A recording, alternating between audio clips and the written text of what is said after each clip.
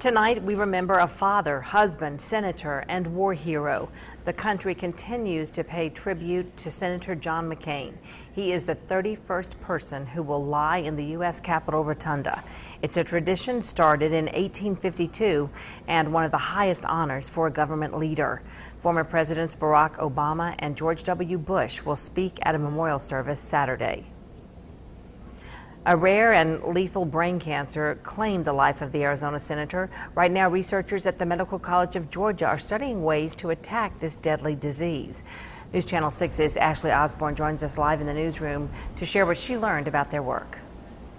Jenny, they tell me one of their biggest struggles with glioblastoma is even though the treatment's the same, no case is alike, making it hard for them to find out what's working and what's not.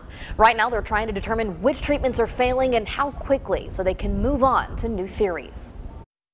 Can you check the cells in vitro? Cancer biologist at the Medical College of Georgia, Dr. Ali Arbab, studies the rare cancer that ended the life of Senator John McCain. The reason I started glioblastoma because it is a devastating tumor. You already know the cancer. Glioblastoma affects the brain, meaning it has a very small area in which to grow. That, coupled with how fast it expands, makes it deadly. After 5 months, this tumor is so big. Previous treatments included attacking the blood vessels traveling to the tumor. Everybody thought, okay, if we block that blood vessels, so eventually we'll go down. But Dr. Arbab's research showed the opposite happened. The tumors grew. The releases factors, they invite all the stem cells, and my background in stem cells, I just realized, oh my God, that stem cells is helping them to make more blood vessels, getting more invasive and invade the distal part, so patient is dying because of that. The tumor is able to trick the bone marrow and signal stem cells to feed the cancer's growth. A major focus for Dr. Arbab now is blocking that process to the tumorous cells. They're very selfish and very, very smart and selfish. Dr. Arbab is currently applying for additional grants to look at even more methods to treat this deadly cancer.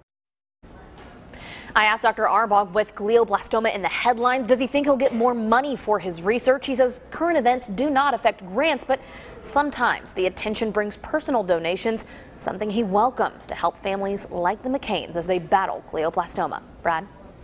Ashley Ray Osborne, thank you. You know, the late Senator McCain was a prisoner of war in Vietnam. And right now, a local group is raising money to build a permanent Vietnam War memorial in downtown Augusta. If it happens, it'd go near the corner of 4th and Broad Streets in Old Town. Dr. James Brady leading the initiative, and he says they brought in $41,000 of their roughly $67,000 goal. They hope to have the project finished by March of next year.